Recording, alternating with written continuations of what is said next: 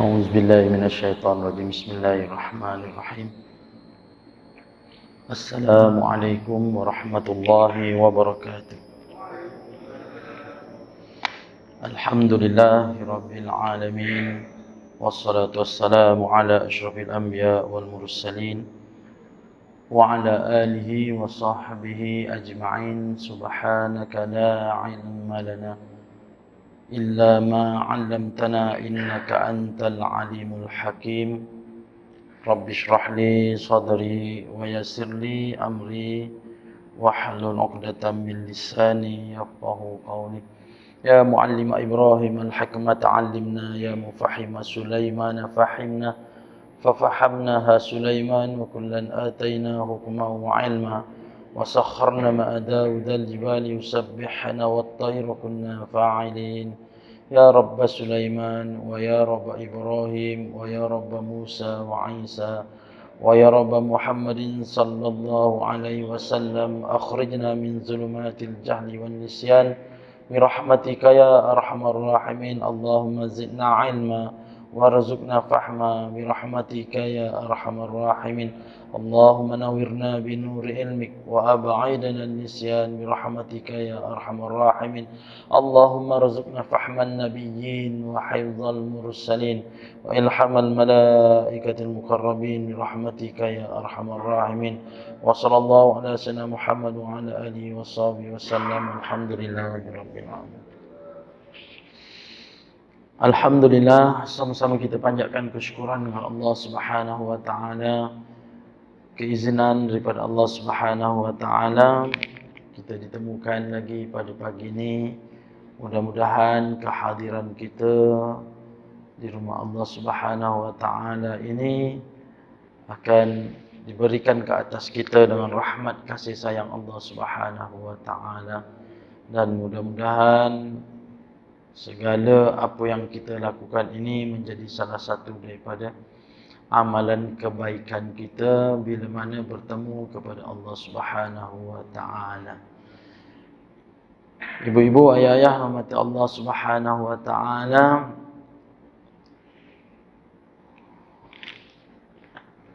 sekarang kita sampai kepada bulan Rajab. Banyakkanlah doa yang mana Nabi SAW ajarkan, iaitu Allahumma barik lana fi Rajabin wa Sya'ban wa ballighna Ramadan wa ballighna Ramadan wa ballighna Ramadan. Mudah-mudahan kita sampai kepada bulan Ramadan al-Mubarak. Di antara sahabat-sahabat dan juga alim-alim ulama menanti Ramadan al-Mubarak bukan pada bulan Rajab sahaja, tetapi 6 bulan sebelum kehadiran Ramadan mereka telah berdoa kepada Allah Subhanahu wa taala. Dan kita perhatikan pada bulan Rajab dan Sya'ban inilah banyak di kalangan orang-orang yang kita tidak sangka bagi mereka Allah Subhanahu wa taala jemput. Jadi mudah-mudahan kita bertemu dengan Ramadan al-Mubarak. Pada minggu lepas 2 orang ahli Korea saya pergi bertemu Allah Subhanahu wa taala. Pada minggu ni seorang pergi bertemu Allah Subhanahu wa taala. Jadi dah berdirit-dirit dah. Orang kita ni dia kata kalau selagi tak sampai 7 dia ada lagi tu. Jadi ada yang kata 3 dia dah berhenti dah. Sebab apa? Sebab kedengaran daripada telinga saya sendiri. Dia tegur, dia kata, Ustaz, dah 3 dah Ustaz. Lepas tu saya kata, dah 3 apa maknanya? Dah cukup lah, dia kata. Oh, jadi masa 2 tadi, masa 2 pada minggu lepas, menanti jugalah satu lagi. Dia ketawa. Tak tahu tuan-tuan ni, ilmu mana yang kita tahu bahawasanya bila mati seorang, 2 orang dia akan cari lagi. Allahu a'lam. Saya pun tak jumpa, tapi orang kita berkata sedemikianlah. Dia akan berjangkit-jangkit. Tapi ala kulli hal kematian tu di tangan Allah Subhanahu wa taala. Apapun mudah-mudahan kita ini menjadi orang-orang yang bertakwa. Jadi orang-orang yang mukmin, orang bertakwa ialah orang yang melaksanakan apa yang Allah Subhanahu wa taala perintahkan dan meninggalkan apa yang dilarang. Itu kebanyakan daripada alim-alim ulama memberikan definisi daripada takwa. Jadi ibu-ibu, ayah-ayah yang hadir ini adalah di kalangan orang-orang mukmin yang beriman dan bertakwa. Pupuklah, jagalah keimanan masing-masing.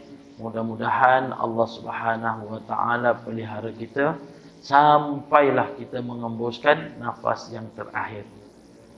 Sebab ada di antara golongan yang sama-sama bersama dengan Nabi SAW di dalam peperangan Uhud.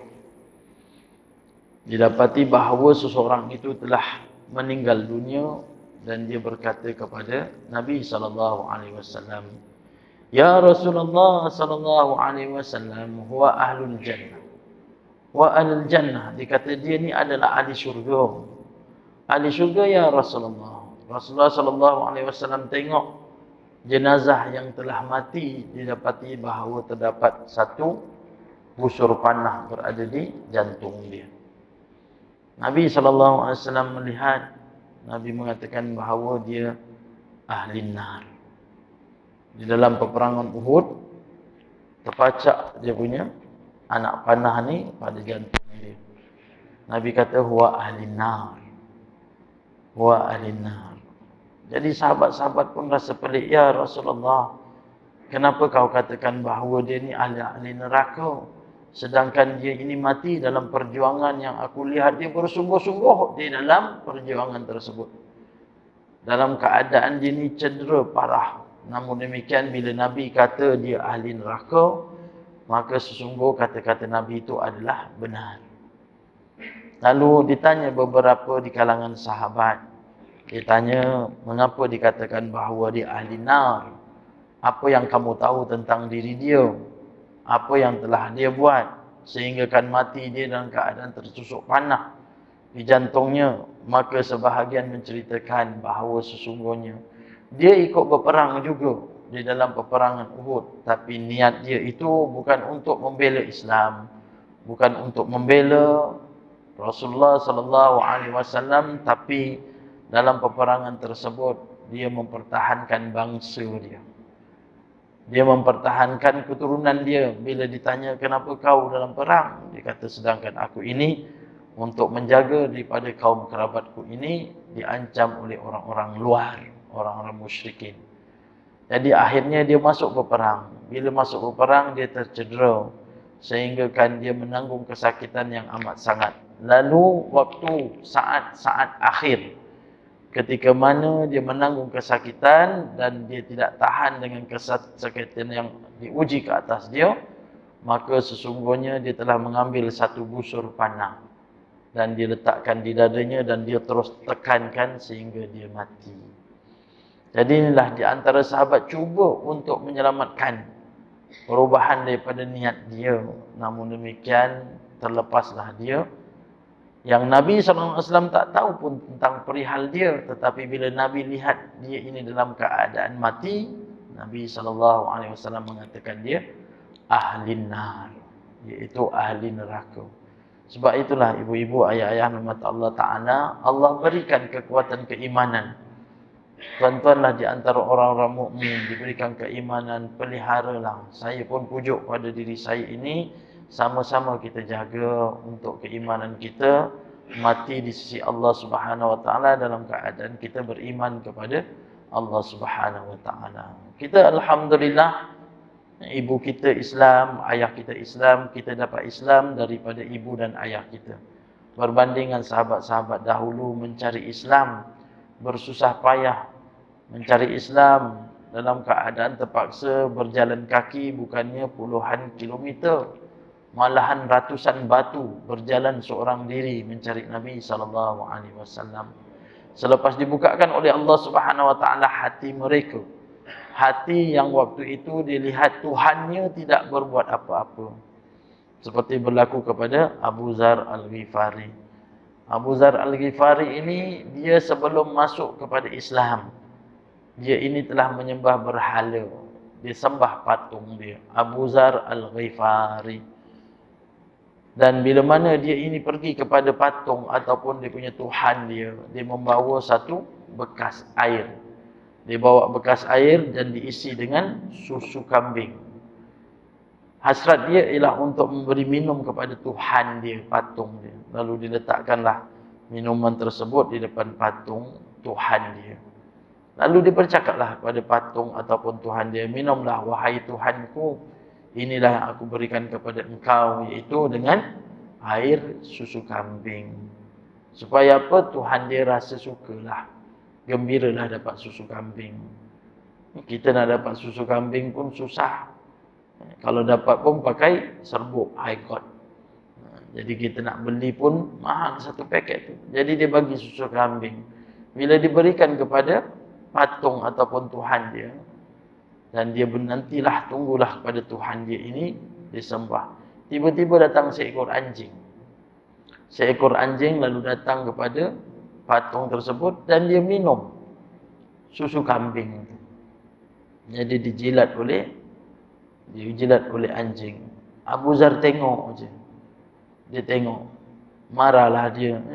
Binatang punya anjing. Kalau kita lah marah macam itulah. Anjing tu memang binatang. Aku berikan pada Tuhan aku, engkau minum. Sampailah dia minum habis. Lalu dia kata, Tuhan, aku beri pada engkau, engkau diam aja. Tak marah pun anjing ni. Pergilah halau. Setidak-tidaknya, tengok kepada aku susah payah cari susu kambing, kau diamkan dia minum. Dan anjing tu pun berlalu sempat mengangkat kaki dia. Mengangkat kaki belakang dia, tuan-tuan. Jadi dia angkat kaki belakang, lalu dikencingkan. Jadi persoalan dia, anjing tu anjing apa? Anjing apa nama dia? Anjing jantan. Tu anjing jantan. Imam Syafi'i mengaku bahawa dia tu seorang guru aku, iaitu seorang badui. Bila mana orang badui itu nampak dia ni orang biasa, orang kolot, tapi dia mengajar kepada Imam Syafi'i, itulah guru aku. Imam Syafi'i mengaku bahawa dia guru dia. Kenapa? Sebab dia mengajarkan aku nak mengenali di antara anjing betina dengan anjing jantan. Anjing jantan dia angkat kaki satu sebelah belakang, dia kencingkan. Anjing betina, dia kalau kencing, dia macam kambing kencing. Kaki yang belakang tu, dua-dua stand tu, dia akan turunkan. Jadi dia turunkan, dia rendahkan. Tu anjing betina. Kalau tuan-tuan tak percaya sudah. Pagi ni carilah tengok anjing kencing macam mana. Dia berbanding dengan kambing. Kambing, dia yang jantan, dia tak kencing macam anjing. Dia tak angkat kaki dia sebelah. Kalau kambing jantan. Sebab dia punya kencing dia berdiri selamba je. Dia punya kemaluan dia di tengah-tengah pusat gitu kan. Jadi itu di antaranya kambing dengan anjing. Jadi dia marah sangat dengan anjing tersebut. Lalu dia pun tidak mempercayai kepada Tuhan dia. Dia minta adik dia ini pergi satu tempat yang dia dengar berita bahawa di Mekah ini ada berita baru tentang kelahiran Nabi Khatamul Anbiya, Nabi penutup. Maka dia suruh adik dia pergi. Adik dia pergi ke Mekah dan dia merisik. Bila dia merisik bahawasanya betul apa berita yang diberitahu, telah lahir seorang Nabi Khatamul Anbiya. Jadi nama dia ialah Muhammad bin Abdullah. Waktu itu ialah Siddiqun al-awwalun, di antara sahabat-sahabat yang awal-awal juga di antaranya yang masuk kepada agama Allah Subhanahu wa taala. Jadi Abu Zar, adik dia pulang balik ke Ghifar, lalu diberitahu kepada abang dia, Abu Zar, sesungguhnya benar telah datang Khatamul Anbiya. Abu Zar datang seorang diri, tuan-tuan. Daripada Ghifar ni dia datang seorang diri. Pergi mana? Pergi ke Mekah. Kalau nak tahu Abu Zar ni ialah ketua kepada penduduk Ghifar. Jadi dia ni macam tok sidang lah. Macam tok pengulu. Dia ni dia punya ketua dia. Jadi dia pergi sana, dia duduk kat mana? Dia duduk kat Masjidil Haram. Duduk sahaja dia memerhatikan mana yang dikatakan bahawa Khatamul Anbiya. Tunggu tak nampak pun. Tak nampak tanda-tanda dia orang datang berkumpul belajar, tak ada. Jadi dia tunggu sampai ke petang, sampai ke malam. Sampai ke malam pun masih tak jumpa. Sayyidina Ali karamallahu wajah melihat kedudukan Abu Zar, duduk seorang diri, lalu didekati oleh Abu Zar. Dikati kepada Abu Zar, ya, dikata, wahai tuan, tuan ni saya lihat bukan orang Mekah, dan tuan daripada orang luar. Jadi saya lihat daripada pagi tuan berada di sini, alangkah baiknya datanglah ke rumahku ini untuk berteduh. Sebab masa tu memang dia seorang diri, maka Abu Zar ikut ke rumah dia. Sampai ke rumah dia, keesokan hari pergi ke Masjidil Haram, tunggu lagi tak ada. Dan hari ketiga tu yang ditanya oleh Sayyidina Ali, wahai tuan, tuan sebenarnya mencari siapa, menanti siapa, duduk di Masjidil Haram sampai 3 hari. Lalu dikatakan bahawa aku ni sukar untuk beritahu hajatku, sebab aku ini khawatir orang mengetahui. Aku mendengar ada di antaranya telah lahir Khatamul Anbiya, dan aku ingin bertemu dengannya untuk mencari Islam. Ini cerita ni tuan-tuan untuk cari Islam. Kita ni daripada ibu dan ayah kita, alhamdulillah, kena pelihara lah. Akhirnya bila didengar macam tu, Sayyidina Ali kata, wahai tuan, bahawasanya aku akan tunjukkan kepada engkau seperti mana hajat engkau. Namanya ialah Muhammad bin Abdullah. Jadi Abu Zar ni yang bawa siapa? Yang bawa ialah Sayyidina Ali karamallahu wajhah. Jadi dia pun pergilah. Kita tahu dakwah mula di kota Mekah ini di rumah Arqam bin Abu Al-Arqam. Kalau berteduhnya di Madinah, Nabi SAW duduk di rumah Ayub Al-Ansari. Jadi di rumah Abu Al-Arqam bin Abu Al-Arqam inilah maka Abu Zar ditemukan dengan Nabi SAW. Lihat saja dia terus beriman kepada Allah dan Rasul yang dibawakan oleh Nabi SAW. Jadi ini keimanan sahabat-sahabat mencari Islam. Selepas dapat Islam, dia pegang kuat-kuat, tak berubah, tak berganjak. Sampailah dia di antara orang yang pertama yang dicatatkan di dalam sejarah Islam, orang pertama yang berani melaungkan kalimah syahadah di depan Masjidil Haram. Inilah dia. Kalau di antara sahabat yang mula-mula, yang pertama sekali berani untuk melaungkan ayat-ayat Al-Quran, ialah Abdullah ibn Mas'ud. Di antara kanak-kanak yang mula-mula memeluk dan memegang akidah Islam, beriman pada Allah dan Rasul, ialah Sayyidina Ali karamallahu wajhah. Perempuan yang mula-mula masuk Islam adalah Khadijah binti Khuwailid. Di kalangan sahabat ialah Abu Bakar As-Siddiq. Ini semua ada dicatatkan dalam sejarah bahawasanya kehebatan di antara para sahabat dan khulafa ar-rasyidin. Jadi Abu Zar dia menjerit, dia melaungkan asyhadu an la ilaha illallah wa anna Muhammad Rasulullah. Orang musyrikin Mekah ni masa tu memang marah sangat, anti sangat dengan Nabi SAW. Sebab tu Nabi berdakwah secara sir, iaitu secara rahsia di kalangan sahabat dan juga kaum kerabat. Sampailah apabila didengari oleh orang-orang musyrikin, lalu Abu Zar pun disiksa. Bukan 1 hari, 2 hari. Sebab dia duduk di Masjidil Haram, sehingga kan beberapa hari ini disiksa, dipukul oleh orang musyrikin, tapi dia tetap diam. Sampailah satu ketika pakcik Nabi yang masa tu belum lagi beriman. Siapa dia? Al-Abbas. Abbas bin Abdul Muttalib. Dia ini belum beriman, tapi dia lihat kesian tengok Abu Zar kena pukul. Abu Zar tak melawan. Bayangkan tuan-tuan, Tok Pengulu kena pukul. Tapi dia punya awak-awak ataupun rakyat dia ataupun di kalangan ahli Korea, dia tak ada kat situ. Dia ada kat mana? Kat Ghifar. Perkampungan tu bukan dekat, jauh. Sampai ratus kilo nak jalan. Tapi penduduk-penduduk Ghifar ni di antara penduduk yang ganas orang dia. Siapa yang lalu pada penduduk-penduduk Ghifar semua dalam keadaan ketakutan. Orang Mekah dia nak pergi ke Syam, dia akan lalu perkampungan Ghifar. Bila bawa lalu perkampungan Ghifar, barang-barang yang dibawa ni dia kena sekat dengan Ghifar. Rasa tak puas hati, dirompak, diambil. Kalau kita kata ni penduduk Ghifar ni macam cerita dahulu ni, cerita cowboy ni, dia macam orang Red Indian. Dia kepung, dia rampas. Dia kepung, dia bunuh. Jadi orang Ghifar ni ganas. Dapat rupa ketua dia, tok pengulu dia kena lanyak. Mana? Kat Mekah. Sampailah Abdas kata, kamu tahu tak siapa yang kamu pukul ni? Dia adalah penduduk Ghifar. Yang kita ni duduk Mekah ni, kita punya kehidupan bergantung kepada penduduk-penduduk Syam. Penduduk-penduduk luar. Sebab di Mekah dia bukan daripada tanah yang subur.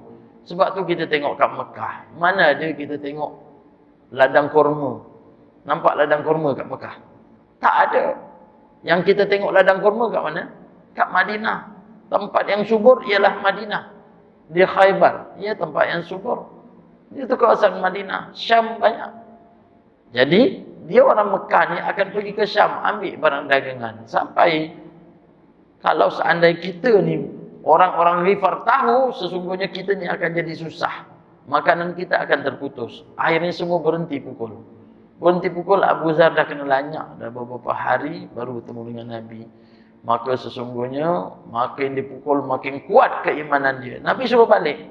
Baliklah kamu kepada Ghifar. Sebab dia tahu keimanan dia kuat. Datang iman dia. Sebab itulah ibu-ibu ayah-ayah, mata Allah Ta'ala, saya lihat pada ibu-ibu ayah-ayah, orang yang kuat keimanan dia. Tengok wajah-wajah bulan lepas, wajah-wajah bulan ni juga ada. Allah berikan kekuatan. Mudah-mudahan Allah pelihara. Sampailah dia balik kat sana, kampung dia. Abu Zar terus dakwah. Sekampung daripada penduduk Ghifar. Dan semua memeluk agama Islam.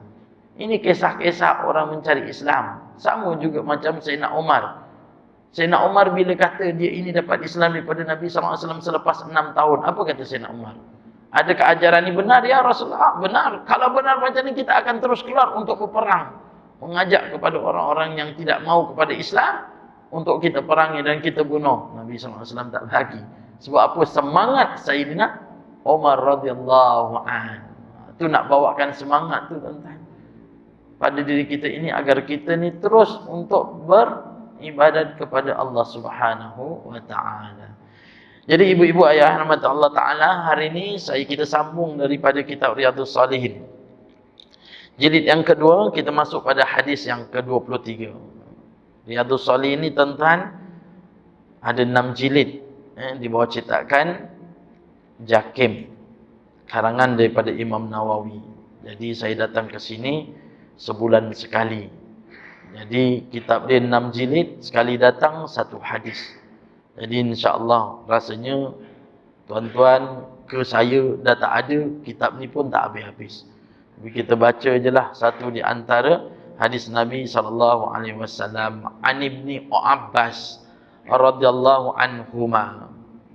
Anna Rasulullah sallallahu alaihi wasallam ra'a khataman min zahabin fi yadi rajulin.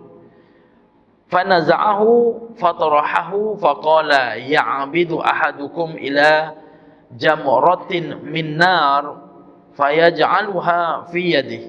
Faqila lirrajuli ba'dama zahaba Rasulullah sallallahu alaihi wasallam khudh khatimaka ittafi' bihi. Qala la wallahi la akhudhuhu abadan. Faqad tarahahu Rasulullah sallallahu alaihi wasallam. Di ibu-ibu ayah yang dirahmati Allah Ta'ala, satu hadis yang telah diriwayatkan daripada Abdullah ibnu Abbas radhiyallahu anhuma. Allah redha kepadanya. Disebut di sini Ibnu Abbas. Ibnu Abbas bermaksud anak kepada Abbas. Nama dia ialah Abdullah. Jadi Abdullah dia ini beriman pada Allah dan Rasul. Al-Abbas pun beriman pada Allah dan Rasul. Jadi kedua-duanya ini dia ini diredai oleh Allah Ta'ala. Sebab tu kadang kita baca hadis ada radhiyallahu anhu. Sebab apa? Allah redha kepadanya dia seorang. Kalau radhiyallahu anhuma, anak dengan bapa, Allah redha. Kalau ada di antara radhiyallahu anhum, maka semua tu Allah Ta'ala redha. Ini dua orang yang Allah Ta'ala redha, iaitu Abdullah dan juga Ibnu Abbas. Apa yang dinyatakan? Sesungguhnya Rasulullah SAW telah melihat sebentuk cincin emas di tangan seorang lelaki. Jadi ada seorang lelaki dia pakai cincin emas. Dia pakai cincin emas. Nabi nampak. Maka Rasulullah sallallahu alaihi wasallam mencabut cincin dia ni. Nabi ambil, Nabi cabut, lalu dilemparkan. Nabi buang. Nabi buang cincin yang dipakai oleh seorang sahabat. Baginda pun bersabda, Nabi menyatakan pada orang tersebut, salah seorang daripada kamu sengaja mengambil bara api dan dipakai di tangannya. Nabi bagi tahu. Dia pakai cincin, Nabi buang, dia kata sebahagian pada kamu ni, ada seorang di antara kamu ni, dia saja letakkan bara api kat tangan dia ni. Bara api neraka bukan bara api dunia, api neraka. Api neraka kepanasan dia berpuluh-puluh kali ganda. Letak di bawah telapak kaki, menggerak kepala otak dia.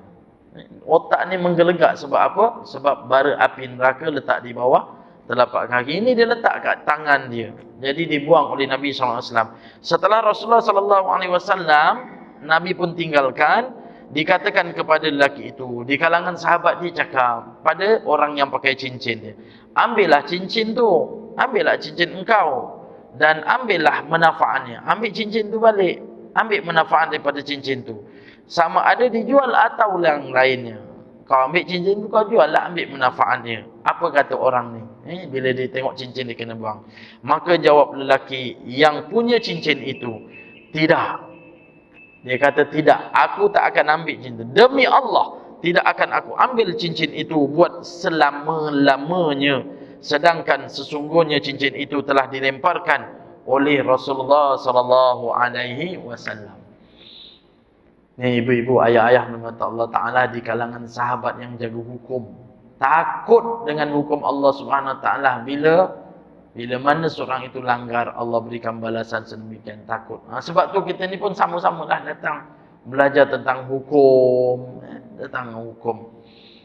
Ada sebahagian yang lepas ni baca talqin kat kubur, bagus, duduk je kat mana? Kat atas kubur punya apa ni? Kepuk tu kan. Dia duduk atas tu. Saya kata nak cakap Kang, susah. Tak cakap susah. Padahal berapa kali dah cakap. Jangan duduk atas kepuk tu. Jangan duduk atas kepuk tu. Kepuk tu dah diletak. Bawah tu ada mayat. Duduklah sebelah depan daripada kepuk tu. Duduk kat tanah tu. Tak nak, dia duduk je tu.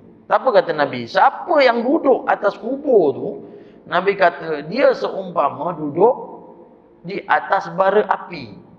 Jangan duduk. Kalau sangat nak duduk, pergi cari kerusi ke duduk. Ambil surat khabar ke duduk kat tanah. Jangan duduk atas kubur. Tuan-tuan tahu, bayangkan Nabi SAW, siapa duduk atas kubur, dia macam duduk di atas bara api. Kat Umbai tu tuan-tuan ada ikan bakar. Kalau tuan-tuan rasa macam mana nak duduk, rasa je lah. Datanglah pukul 1 ke pukul 1:30. Tuan-tuan datang Umbai tu. 1:30 tu biasa ikan dah habis tuan-tuan. Yang tinggal bara je. Tuan-tuan pakai kain gombang tu, pukul 1:30, angkat kain, duduk atas tu. Duduklah. Jangan lama-lama tuan-tuan. 1 minit lah. Nak tengok dia masak ke tidak. Duduk atas bara api. Nabi bagi tahu. Kalau siapa duduk atas kubur. Tapi, disebabkan tak belajar, sebab itulah.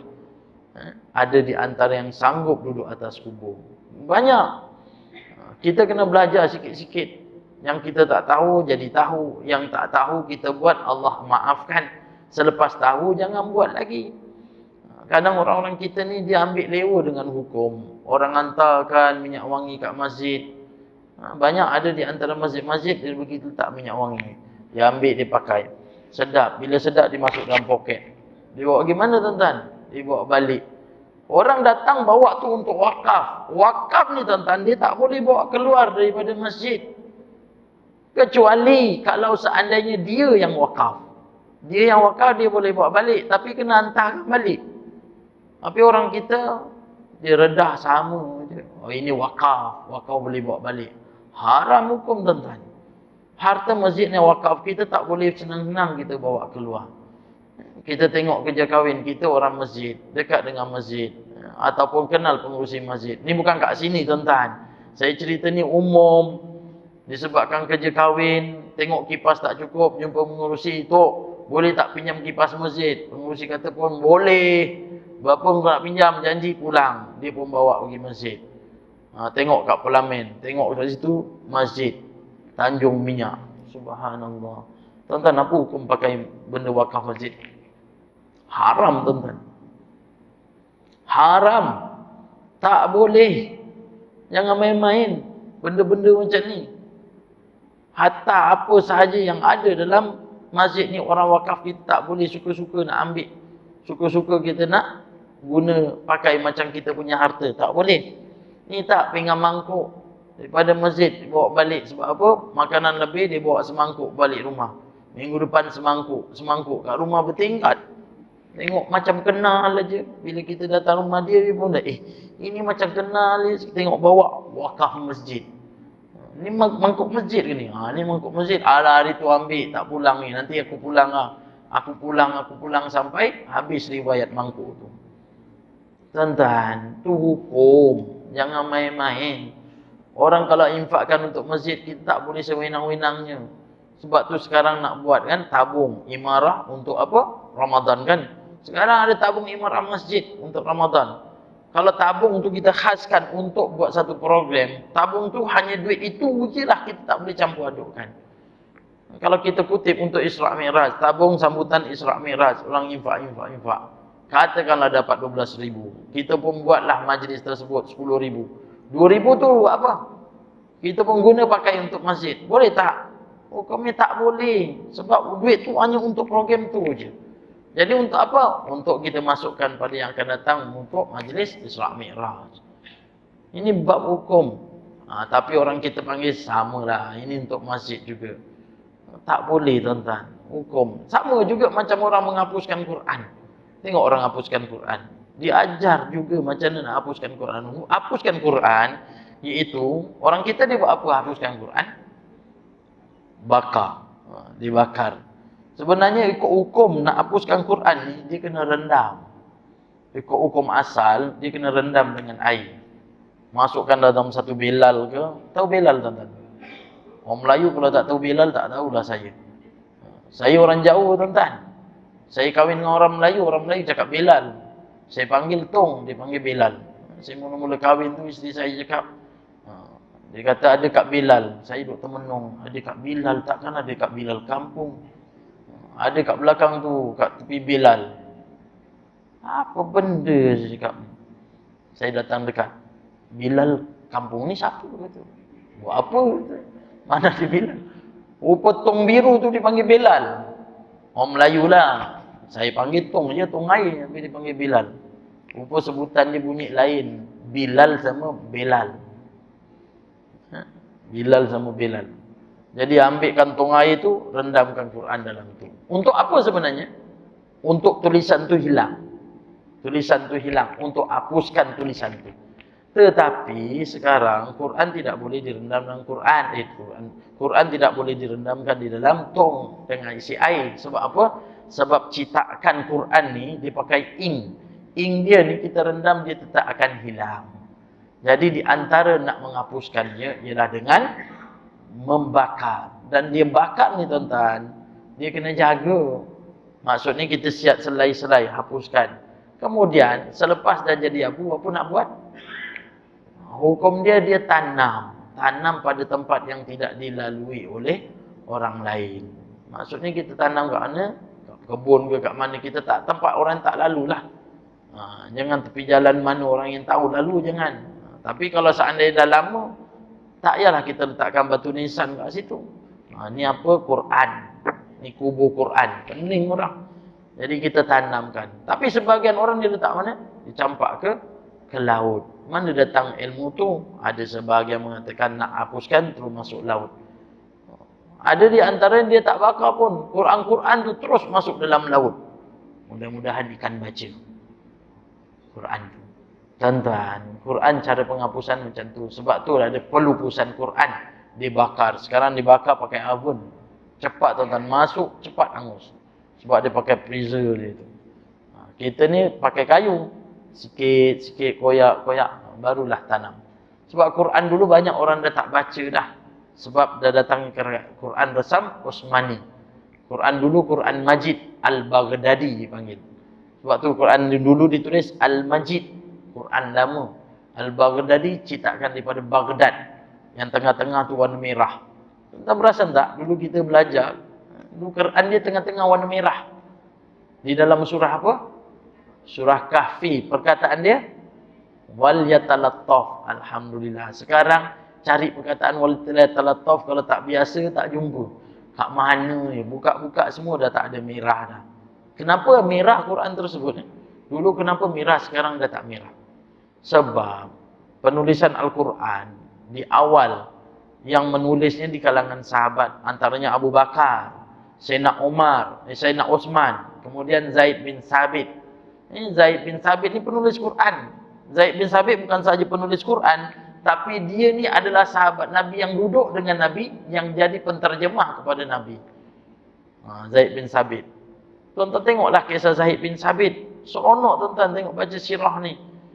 Zaid bin Sabit ni tuan-tuan, mula-mula dalam peperangan Badar dia dah bawa senjata, dah bawa pedang dah. Ya Rasulullah, aku nak pergi ya Rasulullah. Dia bersama dengan pedang, dia pegang pedang dia.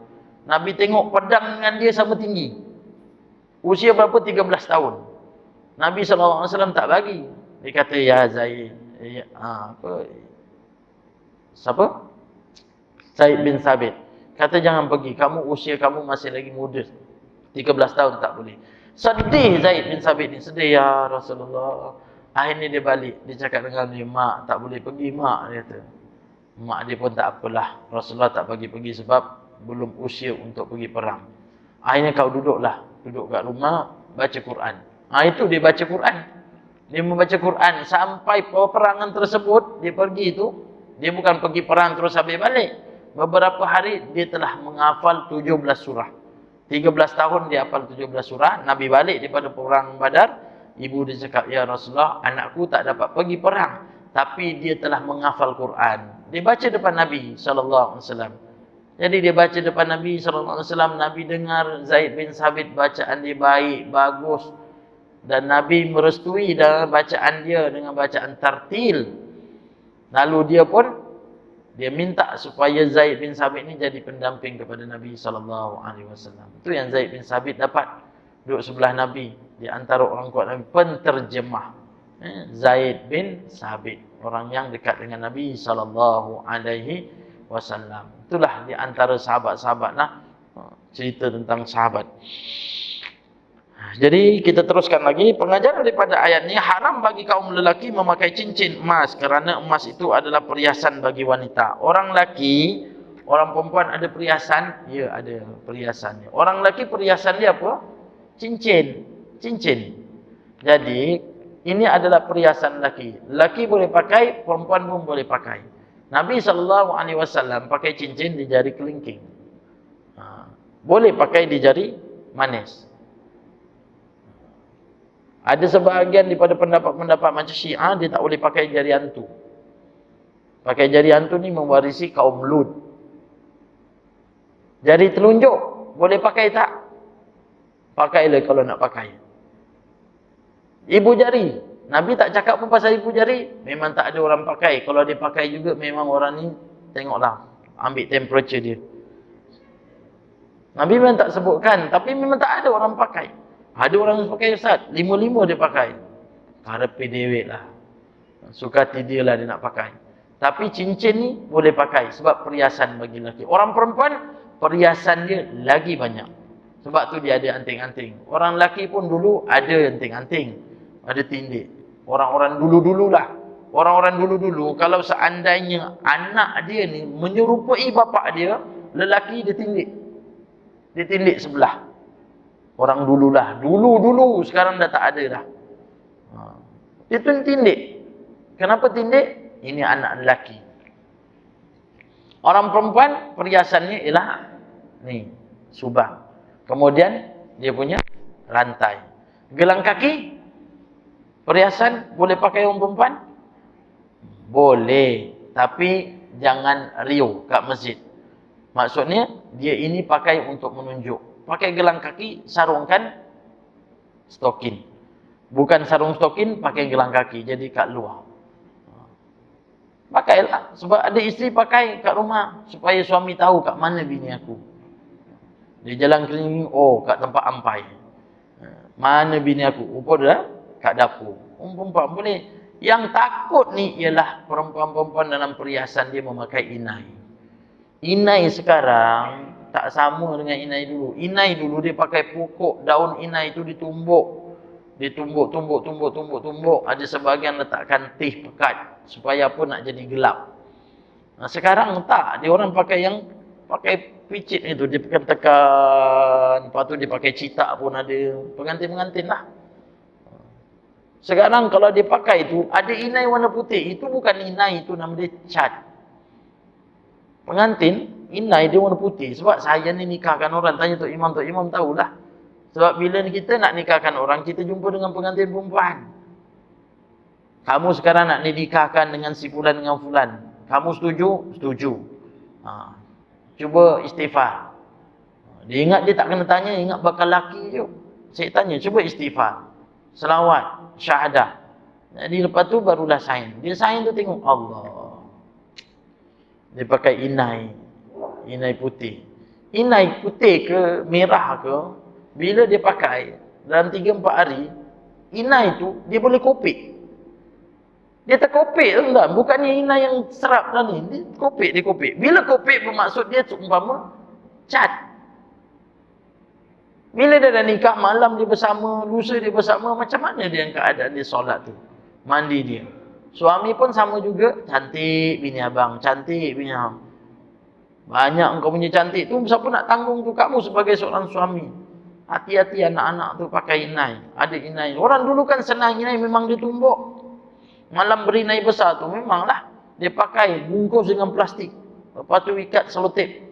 Dulu. Sebab tu dulu inai senang je, hujung jari je semua. Tengah-tengah mesti ada bulat. Titik tepi. Betul? Tanda bulan dah ataupun matahari. Betul? Kat kaki, kat tepi tu, tebing tu. Macam pijak tanah merah. Keliling. Sekarang tak. Sekarang dulu dia kat sini, sekarang dah menjala dah. Dah sampai atas ni dah. Tahun 2020 dah sampai sini dah.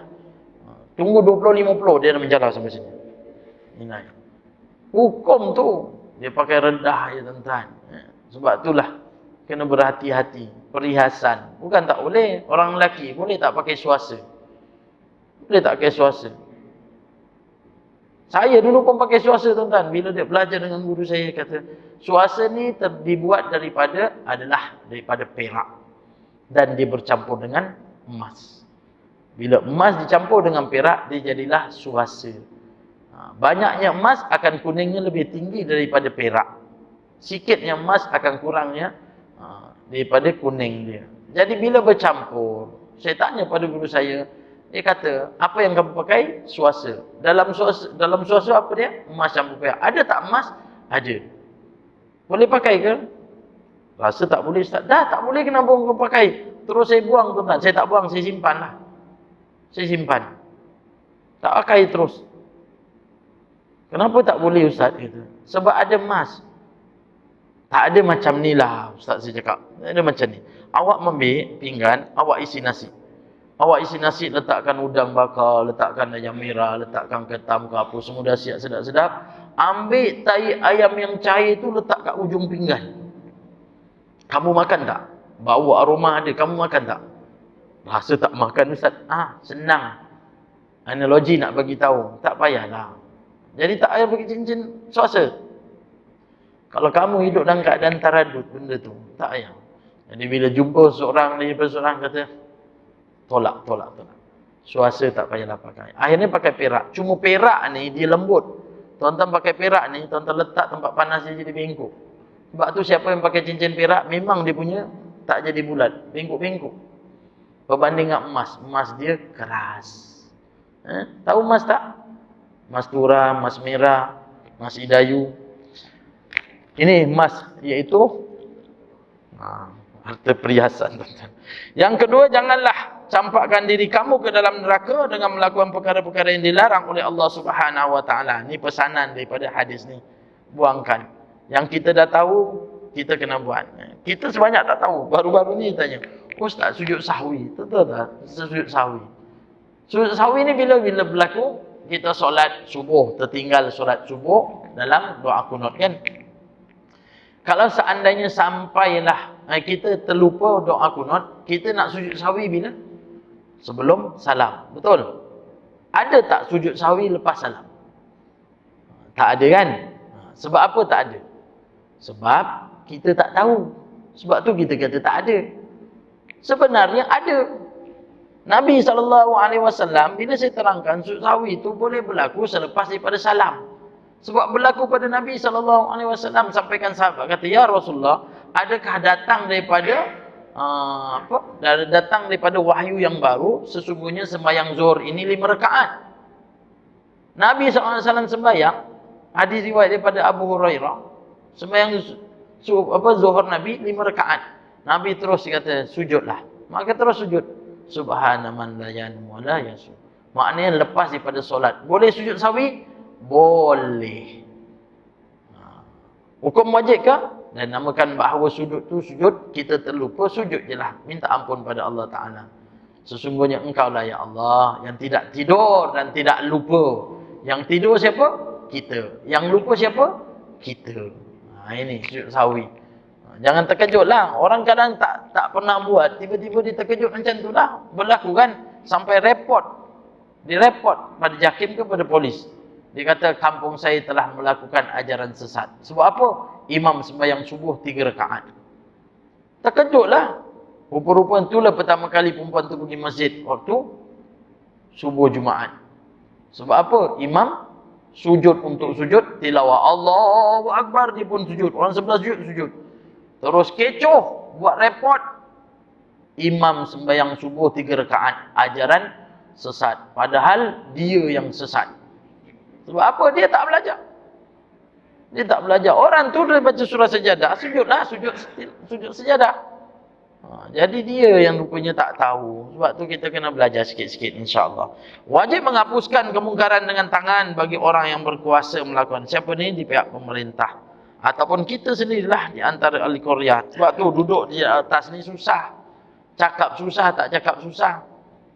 Kadang kita nak cakap, kadang dia lagi tahu daripada kita. Walaupun yang dia tahu itu salah. Jadi Tok Imam ingat senang ke tuan-tuan? Susah tuan-tuan. Cakap pun susah, tak cakap susah. Kita kata jangan, dia yakan. Dia yakan.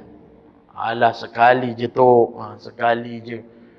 Kalau sekali berani duduklah atas bara api tu sekejap. Sekejap je. Sekali je. Tak nak. Tahu tak nak sebab dia merasa. Cincin emas bagi lelaki adalah dosa besar. Ni dalam kitab ni kata. Cincin emas bagi lelaki adalah dosa besar. Kerana diancam dengan azab neraka. Begitu juga dengan perhiasan lain yang dibuat daripada emas. Dibuat daripada emas. Ni bagi tahu. Suasa buat daripada emas. Tak boleh. Jangan pakai. Jangan pakai. Ni hukum. Ni hukum. Kemudian para sahabat sangat patuh kepada perintah Nabi SAW dan menjauhi larangannya. Ini di antara sahabat-sahabat yang mencari iman lah, mencari Islam, mencari kepada kedamaian, mencari kepada jalan yang diredai oleh Allah Ta'ala. Sebab itulah dulu-dulu memang betul di kalangan sahabat memang mencari Islam. Walaupun dia ni seorang pendeta, walaupun dia ini seorang yang pengamal daripada kitab-kitab sebelum Quran. Kisah-kisah ni semua diceritakan dalam daripada sirah-sirah dahulu melalui Nabi SAW. Bagaimana berlaku seorang sahabat nama dia Abdullah kan? Abdullah bin Salam. Abdullah bin Salam. Abdullah bin Salam ni dia adalah seorang sahabat yang mengamalkan kitab Taurat. Kitab Taurat tu Abdullah bin Salam. Dia beriman dengan kitab Taurat. Dia beriman kitab Taurat. Kitab Taurat itulah daripada Nabi Musa. Lepas Musa apa? Isa kan? Lepas Isa Nabi Muhammad. Musa dapat kitab Taurat. Kemudian Isa diturunkan kitab Injil. Sampai 33 tahun diangkat oleh Allah Subhanahu Wa Taala. Kemudian sebab tu Nabi Isa AS dilantik jadi Nabi masa bayi lagi. Nabi Muhammad SAW dilantik menjadi Nabi pada usia 40 tahun. Nabi Isa dilantik daripada kecil lagi. Sebab tu tutur daripada kecil lagi Nabi Isa dah bertutur. Dia cakap bahasa Arab lah, bahasa dia, bahasa Ibrani. Kepada siapa? Kaum dia. Nabi Isa AS. Jadi pembesaran dia tu, dia dah datang jadi Nabi Allah. Nabi Isa. Tapi sebelum tu, Nabi Musa. Ada pengamal kitab Nabi Musa. Kitab Taurat. Jadi dia pun mengamalkan, dan sampai satu ketika dia nak cari betul ke yang diceritakan bahawa di akhir-akhir ni ada seorang Nabi yang lahir. Abdullah bin Salam dia duduk kat mana? Dia duduk kat Mekah, dia duduk kat Madinah. Dia orang Madinah. Dia dah tua tuan-tuan. Abdullah bin Salam. Tapi dia tengok orang-orang Madinah beria-ia sungguh-sungguh kata nak sambut Nabi SAW. Abdullah bin Salam percaya tak percaya, apapun dia akan tengok baca daripada kitab Taurat. Dia kitab Taurat, kitab Injil cerita tentang Nabi Muhammad SAW. Kitab Injil tentang ada cerita tentang Nabi Muhammad. Ya, ada cerita dengan Nabi Muhammad SAW. Tapi yang tidak diubah Injilnya. Sekarang Injil telah diubah tuan-tuan. Injil telah diubah. Yang dipanggil sekarang kitab apa? Bible. Kitab Bible agama Nasrani itu dah diubah. Diubah oleh tangan-tangan manusia. Al-Quran tak boleh ubah. Sebab Allah yang bagi tahu inna nazzalna dzikra wa inna lahu lahafizun. Aku turunkan, aku yang jaga. Siapa dia? Al-Quran tu. Allah yang jaga. Sebab tu tak boleh diubah. Ubah aja ada yang akan sampai berita-berita tersebut. Ada pengubahan. Ada orang yang kata kitab surah Quran dia kata surah Muslimun. Mana ada surah Muslimun? Jadi dia ada datang nak ubah, tak boleh ubah. Jadi Abdullah bin Salam dia dengar ada datang Nabi, dia menanti. Betul ke dia itu adalah seorang Nabi? Sampailah Abdullah bin Salam tunggu, orang Madinah tunggu. Bila datang saja Nabi SAW semua meraihkan. Abdullah bin Salam bila tengok Nabi SAW, dia tengok wajah Nabi. Kata Abdullah bin Salam, aku lihat atas kebaikan, ihsan Nabi SAW. Daripada wajah Nabi, aku dah nampak dia ni adalah orang baik. Siapa kata? Abdullah bin Salam. Ada orang tuan-tuan kadang kita tengok muka dia pun kita dah nampak dah sejuk hati dia, senang. Kita tengok hati dia, Allah nampak dia senang. Tuan-tuan tengok Tok Imam, senang tak hati tuan-tuan? Senang je, Alhamdulillah. Kita tengok ahli masjid tuan-tuan, kita tengok senang je. Biasanya orang ahli masjid dengan ahli masjid dia tengok sama-sama dia senang. Senang hati. Walaupun dia tak kenal. Tak kenal. Saya duduk sebelah dengan jemaah-jemaah ni, bukan saya kenal nama pun. Assalamualaikum, Waalaikumsalam, apa khabar? Sihat. Senyum pagi-pagi dah senyum tuan-tuan. Cuba tuan-tuan pergi kat pasar jumpa Assalamualaikum, apa khabar? Tengok, sihat tak sihat? Dia tanya, kau sihat tak sihat? Tapi ahli masjid tak, dia tak, tuan-tuan. Mahabbah dia kuat lain. Dia dah Abdullah bin Salam tengok dia ni baik. Sampailah satu hari dia cari masa nak bertemu dengan Nabi. Dia kata dia jumpa dengan Nabi SAW, dia kata, aku ni tidak akan percaya ataupun aku nak memastikan bahawa engkau ni adalah Nabi. Sebab dalam kitab Taurat menyatakan bahawa tanda-tanda seorang Nabi. Nabi SAW diam aja. Di mana? Di Madinah. Dah 13 tahun Nabi berdakwah ni. Kat mana? Kat Mekah. Tapi masa kat Madinah, Abdullah bin Salam, pengamal daripada kitab Taurat. Itu yang ditanya, betul ke apa yang Nabi SAW bawakan? Kalau betul, maka dia pun akan beriman. Apa pun bagi kita dah percaya dengan kata-kata daripada Nabi melalui hadis sunnah dan Al-Quran, semua benar. Itu yang datang Abdullah bin Salam. Bila bertemu dengan Nabi SAW, dia tanya, aku akan tanya kepada engkau 3 soalan. Satu soalan yang pertama ditanya oleh Abdullah, apa dia? Iaitu apa berlaku sebelumnya kiamat? Apa yang akan berlaku sebelum berlakunya kiamat? Nabi SAW diam. Yang kedua, apakah makanan yang dimakan oleh orang-orang mukmin apabila masuk dalam syurga? Mula-mula sekali, dia akan makan apa? Yang ketiga, kenapa anak-anak ni yang lahir, dia akan muka dia ikut muka bapa ataupun muka emak? 3 soalan tu. Siapa yang dapat jawab kat sini? Dah boleh balik dulu tuan-tuan. 7 minit sebelum pukul 8, boleh balik dulu.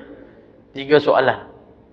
Akhirnya tuan-tuan, Abdullah bila tanya macam tu, Nabi SAW kata apa? Ya Abdullah, sesungguhnya baru sebentar tadi Jibril telah datang kepada aku menyatakan persoalan yang kau tanyakan.